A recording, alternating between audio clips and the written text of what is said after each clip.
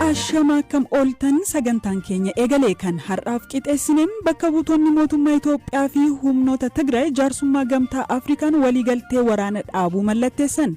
To announce to the people of Ethiopia and the rest of the world that after 10 days of intensive negotiations have concluded a peace agreement.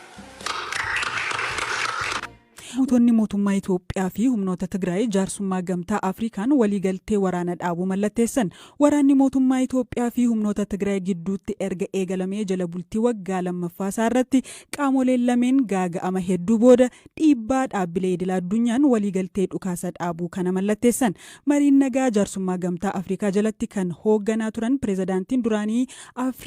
Pireezidaantiin duraanii Naayijeeriyaa Olusegun Obasanjo duula walirraa hin cinne booda TPLF fi mootummaa Itoophiyaa waliigaltee waraana dhaabuu irra gahaniiru jedhan. Kunis xumura marii araaraa osoo hin taane jalqabbii gaariidha jedhaniiru.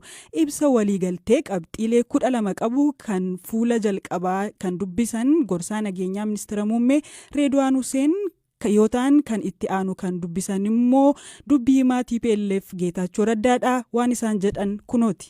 The representatives of the government of the Federal Democratic Republic of Ethiopia and the TPLF have agreed to announce to the people of Ethiopia and the rest of the world that after 10 days of intensive negotiations have concluded a peace agreement.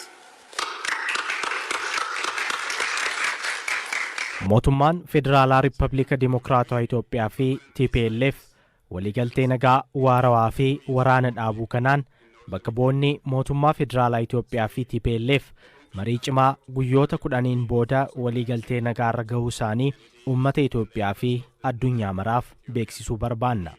Galammeessoo dhaabbataan dhukaasa dhaabuu fi kaaba Itoophiyaatti lola ganna lamaaf tureetti xumura kennuuf waliigalleerra. Kasadeessoo ammoo waraanni kun mancaatii lubbuu namaa fi gaagaama hedduu fideera. Kanaafuu boqonnaa wal dhabdee boodatti dhiifnee nagaa fi tasgabbiin jiraachuuf fedhii uummata Itoophiyaa maraati.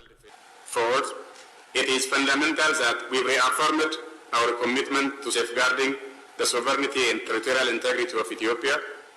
Afreessoo ammoo walabummaa fi kabajni daangaa Itoophiyaa kabajamuu akka qabuu fi heerri mootummaa biyyattii kabajamuu akka qabu waliigalleerra. Kanaafuu Itoophiyaan humna ittisaa tokko callaa qabdi.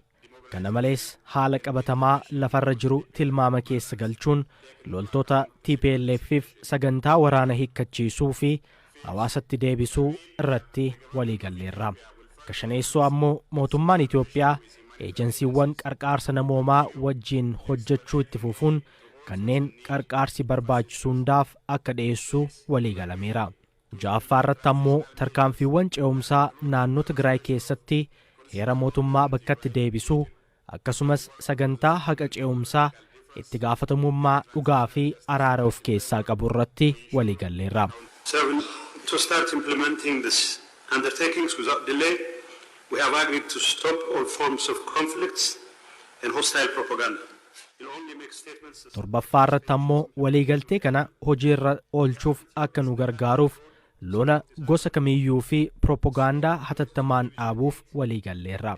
Kanumaafis lammiileen Itoophiyaa biyya keessaa fi biyya alaa jiran waliigaltee kana akka deeggaran, sagalee qoqqoodinsaa fi jibbaa akka dhaaban, akkasumas humna isaaniin diinagdeen akka bayyanatuuf akka gumaachanii fi hariiroon hawaasa gidduu ture akka haaroomu akka hojjetan ni gaafanna.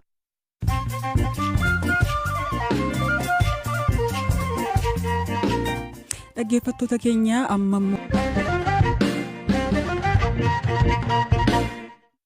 guyyaa lama dura aanaaleen Wallagga Lixaa, Mandii, Qilxuu, Karraa fi Lataasibuu hidhattoota wawwan to'atamuu jiraattonnii fi aangaan BBC'tti himaniiru.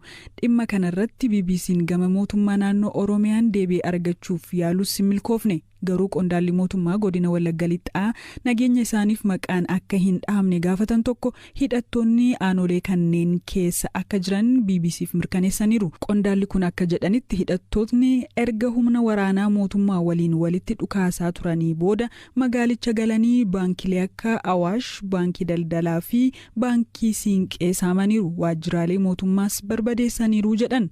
Qondaalli kun hidhattootni kaabinoota irratti xiyyeeffatu jedhamee waan sodaatamu uumamuuf hedduun isaanii baqatanii akka bahanis BBC'tti himan.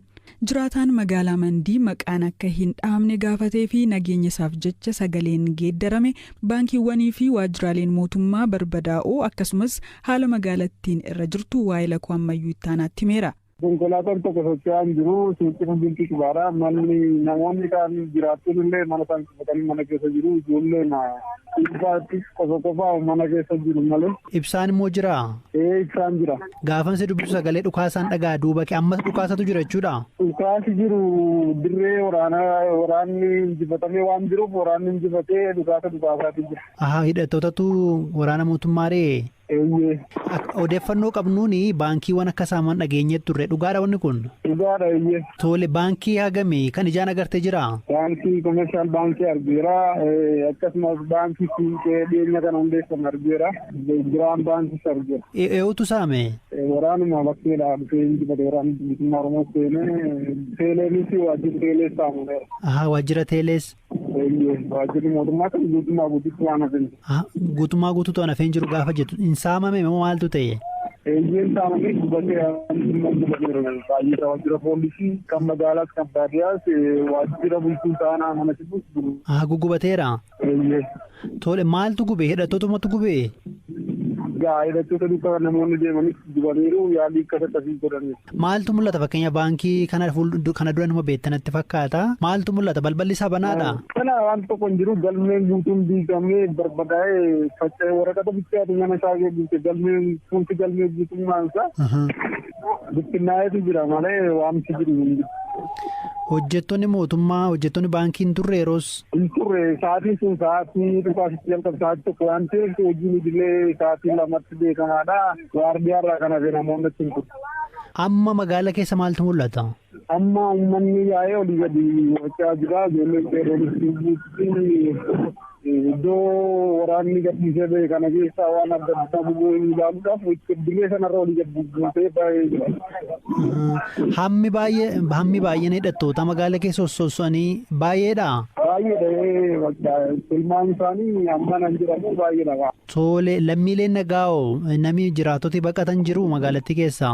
Magaalaa keessaa gara baadiyyaatti har'a sosocho'aa sagaleen dhukaasaa kana sodaatanii kadeessas immoo dirooniin dhufee marsee deebi'ee kan jedhudha sodaatanii sodaa kanarraan kan ga'u gara baadiyyaatti deemaa jiru. Jiraataan magaalattii biraan ammoo waraanni mootummaa dirooniin haleelaa akka ture himanii namoonni miidhamanis jiru jedhaniiru. Ka'umsi waraanni bilisummaa Oromoo magaalaa to'achuudhaaf dhufe. Kanaaf booda dhukaasii banamee amma galgala sa'aatii tokkotti dhugee galgala sa'a tokkoo fi lama ruubiruutti dirooniin dhuftee iddoo sadiitti dhukaasa boombii darbate.